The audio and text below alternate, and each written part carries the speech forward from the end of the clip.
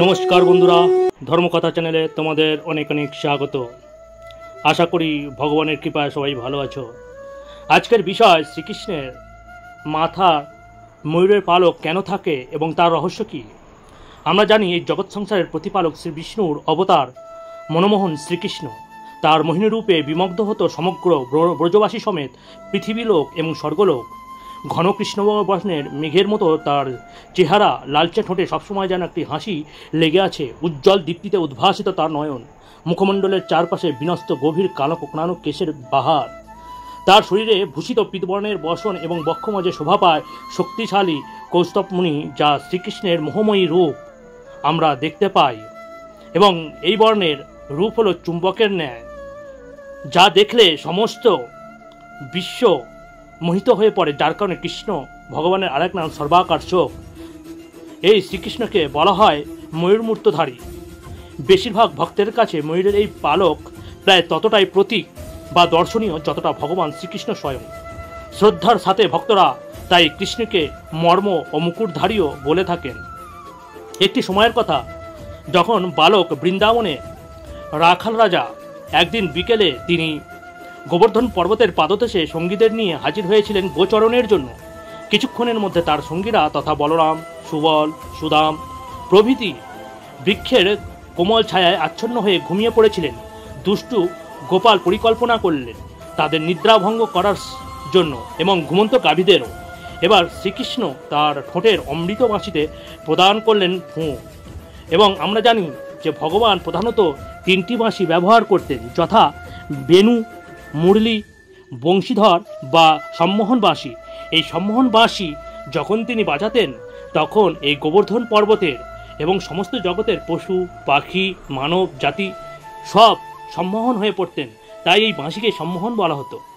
তথা তিনি যখন ওই সম্মোহন বাঁশি বাজাতেন, তখন সমস্ত পশু পাখি, গরু অর্থাৎ আমাদের গোমাতা সমস্তই কিন্তু উৎফুল্লিত হতো এবং নৃত্য করতে থাকতো।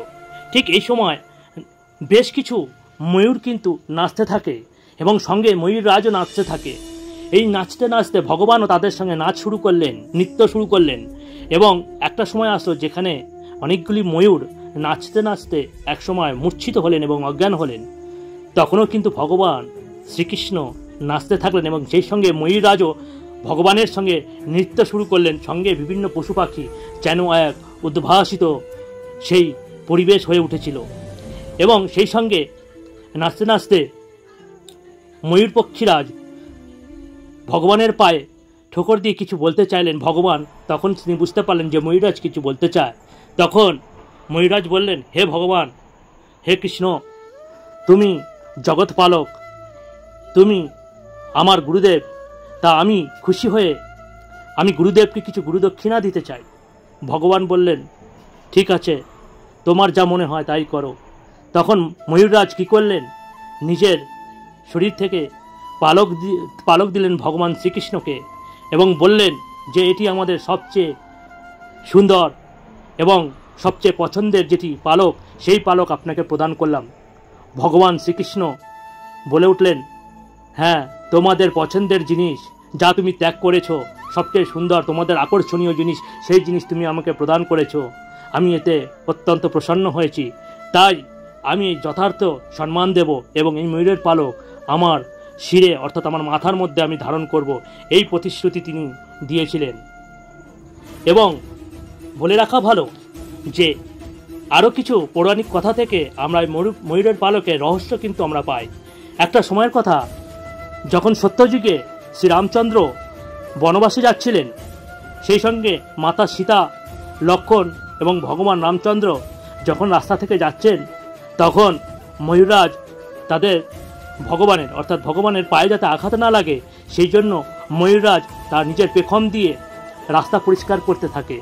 এবং এই পরিষ্কার করতে করতে এক সময় ওই ময়ূরের পালক খসে খসে পড়তে থাকে, কিন্তু তখনও তিনি থামেননি। এক এক করে তিনি কিন্তু সেই রাস্তা পরিষ্কার, পেখম দিয়ে রাস্তা পরিষ্কার করতে থাকলেন। একসময় সমস্ত পালক তার ঝরে যায়। এই দেখে ভগবান রামচন্দ্র অত্যন্ত খুশি হলেন এবং ভক্তি ভরে সেই ময়ূরকে আশীর্বাদ করলেন যে তুমি আমার এই সেবায় যে করেছো, আমি এই সেবায় অত্যন্ত প্রসন্ন হয়েছি। তাই আমি তোমার এই সেবায় সন্তুষ্ট হয়ে তোমাকে আমি একটি বর প্রদান করছি। তুমি তোমার পছন্দের সবচেয়ে তোমার সৌন্দর্যের জিনিস, যেটা তুমি নিজের মধ্যে ধারণ না করে আমার জন্য এই পথ পরিষ্কার করতে গিয়ে তোমার নষ্ট করেছো সবচেয়ে সৌন্দর্যময় জিনিস, তোমার প্রিয় জিনিস, সেই প্রিয় জিনিসকে আমি আমার সাথে রাখবো। আমি এই দাপর যুগে যখন পরবর্তী জন্মে শ্রীকৃষ্ণরূপে আমি জন্ম নেব, তখন তোমার এই পালক আমার মাথার উপরে হবে, যা সর্বদা তোমার সবসময় সম্মান জানাবে এবং মানুষ এই রূপে জানবে যে ময়ূররাজ আমাকে সেবার জন্য আজকের আমি এই মাথায় এই পালক ধারণ করেছি। এবং সেই সঙ্গে আরও বেশ কিছু পৌরাণিক কথা আমরা জানতে পারি। এবং তৃতীয় মতবাদ অনুসারে ভগবান বিষ্ণুকে দেবী পার্বতীর ভাই হিসাবে মানা হয়, যা লোককথা অনুযায়ী বিষ্ণু বিয়ের সম্পর্কে দেবী পার্বতীকে মহাদেবের সঙ্গে বিয়ে দেবার জন্য তিনি মহাদেবকে মা পার্বতীকে সমর্পণ করেন। অর্থাৎ ভগবান বিষ্ণু বা শ্রীকৃষ্ণ এক কথায় কার্তিকের মামা হন।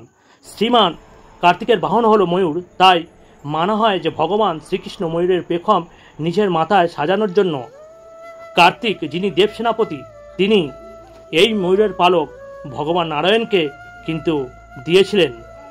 এবং সেই সঙ্গে আরেকটি লীলা কথা আমরা পাই। একবার শ্রীকৃষ্ণ ময়ূরের পেখম পরিধান নিয়ে, আর সেটি ঘটেছিল ভগবান শ্রীকৃষ্ণ বৃন্দাবন লীলায় সমাপ্ত করে মথুরায় প্রত্যাবর্তন করার সময়। এই সময় রাধিকা সহ বৃন্দাবনের সবাই কৃষ্ণকে বৃন্দাবন ত্যাগ করে অর্থাৎ বৃন্দাবন ছেড়ে যেতে বাধা দেন। তাই শ্রীকৃষ্ণ লীলার ছলে সাপের রূপ ধরে যমুনা পার করছিলেন। তখন এই রাধারানী কৃষ্ণের ছল বুঝতে পারেন এবং তাই তিনি ময়ূর সেজে কৃষ্ণের মাথায় কামড়ে ধরেন। তখন কৃষ্ণ বলেন, ও রাধে, আমি তোমার ভক্তি ও প্রেমের কাছে হেরে গিয়েছি, কিন্তু আমার মাথায় প্রত্যাবর্তন অবশ্যম্ভাবী, অর্থাৎ মথুরায় আমাকে যেতেই হবে। তাই আমি তোমাকে একটি বর দিতে চাই, আর তা হলো তুমি আমার মাথায় এই ময়ূরের পেখম হয়েই ভক্তিরূপে তুমি আমার মাথায় থাকবে। এবং তুমি যেহেতু আমার রাগিনী শক্তি, সেহেতু আমি এখন থেকে চিরকাল আমার বাম পাশে ময়ূরের পেখম ধারণ করব। সেই থেকেই ময়ূররূপী রাধারানী শ্রীকৃষ্ণের মাথার বাম পাশে স্থান পান। এই হলো ঘটনা। তবে প্রকৃত ঘটনা যাই হোক না কেন, শ্রীকৃষ্ণের বাঁশি, ধেনু, ত্রিভঙ্গ শরীর এবং সুদর্শন চক্রের মতো তার মাথার ময়ূরের পেখমটাও আমাদের কাছে যেন এক অনিন্দ্য সুন্দর ও অনুষঙ্গ, যাকে ছাড়া আমরা জগতের প্রতিপালক ভগবান শ্রীকৃষ্ণকে কল্পনাও করতে পারি না। তা আজকের মতো এতটাই। জানি না আপনাদের কতটা ভালো লাগলো। যদি ভালো লাগে বন্ধুরা একটি লাইক করবেন, আর যদি কিছু ভুল ত্রুটি হয় তাহলে নিজ গুণে ক্ষমা করবেন। যারা সাবস্ক্রাইব করেননি, আশা করব তারা সাবস্ক্রাইব করবেন, যাতে এই ধরনের মূল্যবান অথেন্টিক ভিডিও আপনি আপলোড করার সাথে সাথে যাতে আপনাদের কাছে পৌঁছে যায়, আপনারা জানতে পারেন। তাই সাবস্ক্রাইব করবেন। আর যারা সাবস্ক্রাইব করেছেন তাদের অসংখ্য অসংখ্য ধন্যবাদ। এবং কমেন্টে অবশ্যই জয় শ্রীকৃষ্ণ লিখতে ভুলবেন না। শুভ জন্মাষ্টমীতে সবাইয়ের অনেক অনেক শুভেচ্ছা রইল, ভগবানের আশীর্বাদ মাথায় থাকলো। এই বলে আজকের ভিডিও শেষ করছি। হরি ওম তৎসৎ, হরি ওম তৎসৎ, হরি ওম তৎসৎ।